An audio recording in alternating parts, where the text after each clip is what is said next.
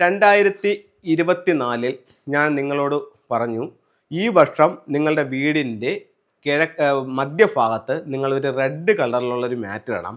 അല്ലെങ്കിൽ ഈ വർഷം കേസും വഴക്കും പ്രശ്നങ്ങൾക്കുള്ള സാധ്യതകൾ വളരെ കൂടുതലാണെന്ന് ഞാൻ നിങ്ങളുമായിട്ട് ഷെയർ ചെയ്തു. ഒരുപാട് ആൾക്കാർ എന്നെ വിളിച്ചിട്ട് പറഞ്ഞു, സാറേ ഇതണക്ക് ഈ പ്രോഗ്രാം കണ്ടിട്ടുള്ളവരോ ഇല്ലാത്തവരോ വിളിച്ചിട്ട് പറഞ്ഞു, സാറേ ഇതണക്ക് പിന്നെ വീട്ടിലെപ്പോഴും വഴക്കാണ്, അച്ഛനും മക്കളുമായിട്ട് വഴക്കാണ്, അല്ലെങ്കിൽ ഭാര്യയും ഭർത്താവുമായിട്ട് വഴക്കാണെങ്കിൽ, അല്ലെങ്കിൽ പിന്നെ അമ്മായിയമ്മയും മരുമകളുമായിട്ട് വഴക്കാണ്, പിന്നെ പ്രത്യേകിച്ച് കാരണങ്ങളൊന്നുമില്ല, ഈ വർഷം ഇത് ഒരുപാട് കൂടിയിട്ടുണ്ട്, അതിനെന്തെങ്കിലും ഫംഗ്ഷനിലോ റെമഡി ഉണ്ടോ എന്ന് ചോദിച്ചു വിളിച്ചവരും ഒരുപാടുണ്ട്. ഇതിന് ഒരു പ്രധാന കാരണം ഈ 2024, അതായത് 2025 ഫെബ്രുവരി 3 വരെ എല്ലാ വീടിൻ്റെയും സെൻട്രൽ ഭാഗത്ത് വന്നിരിക്കുന്ന നക്ഷത്രം നമുക്ക് കേസും വഴക്കും കലഹവും ഉണ്ടാക്കുന്ന ഒരു നക്ഷത്രമാണ്. അപ്പോൾ അതിന് പരിഹാരമായിട്ട് മിനിമം ഒരു 4 സ്ക്വയർ ഫീറ്റ് വരുന്ന ഒരു റെഡ് മാറ്റ് അവിടെ ഇടാനായിട്ട് ഞാൻ എല്ലാവരോടെയും നിർദ്ദേശിച്ചിട്ടുണ്ടായിരുന്നു, വീടിൻ്റെ സെൻട്രൽ ഭാഗത്ത്. ഇപ്പോൾ ഞാൻ നിങ്ങളോട് പറയുന്നു, ഈ ജനുവരി 15 കഴിയുമ്പോഴത്തേക്ക് നിങ്ങൾ ആ റെഡ് മാറ്റ് ഉറപ്പായിട്ടും അവിടെ നിന്ന് മാറ്റണം.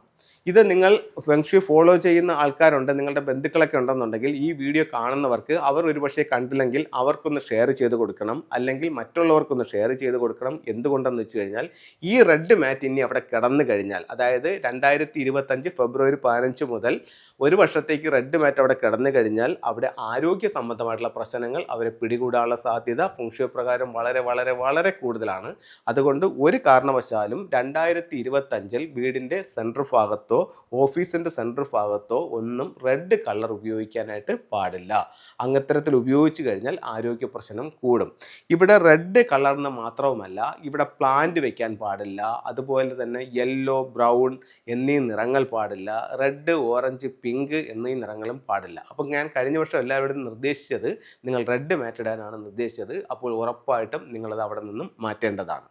ഇനി നമുക്ക് അവിടെ ഈ വർഷം എന്ത് ചെയ്യാം എന്നൊരു ചോദ്യം ചോദിക്കുകയാണെന്നുണ്ടെങ്കിൽ, നിങ്ങൾക്ക് അവിടെ നാച്ചുറൽ ആയിട്ടുള്ള ഉലു ആ ഭാഗത്ത് ഹാങ് ചെയ്യാവുന്നതാണ്. അതുപോലെ തന്നെ നിങ്ങൾക്ക് അവിടെ 6 മെറ്റൽ കോയിൻസുകൾ ഉപയോഗിക്കാവുന്നതാണ്. അതുപോലെ തന്നെ നിങ്ങൾക്ക് ബ്രാസിൻ്റെ ഐറ്റംസ് ഒക്കെ എന്തെങ്കിലും ഉണ്ടെങ്കിൽ നിങ്ങളുടെ കയ്യിലുണ്ടെങ്കിൽ അവിടെ വയ്ക്കാം. അല്ലെങ്കിൽ ഒരു ഉരുളി എടുത്തിട്ട് അതിനകത്ത് നിറച്ച് കോയിൻസുകൾ ഇട്ടിട്ട് വേണമെങ്കിലും വീടിൻ്റെ സെൻട്രൽ ഭാഗത്ത് ഈ വർഷം സൂക്ഷിക്കാവുന്നതാണ്.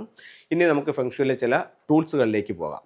ഒരു വ്യക്തിയെ സംബന്ധിച്ചിടത്തോളം പേരും പ്രശസ്തിയും ഒക്കെ ഉണ്ടാവാൻ വേണ്ടിയിട്ട് നമുക്ക് ഉപയോഗിക്കാവുന്ന ഫെങ്ഷുയിലുള്ള ഒരു പ്രധാനപ്പെട്ട സിമ്പിൾസാണ് ഈ പറയുന്ന ഫീനിക്സ് ബേർഡ്.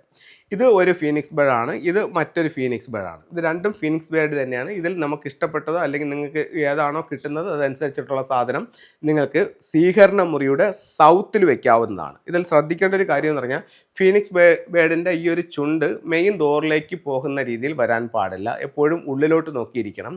അപ്പോൾ ഫീനിക്സ് ബേർഡ് നമുക്ക് എവിടെ വയ്ക്കാവുന്നതാണ്? ലിവിങ്ങിൻ്റെ സൗത്തിൽ വയ്ക്കാവുന്നതാണ്.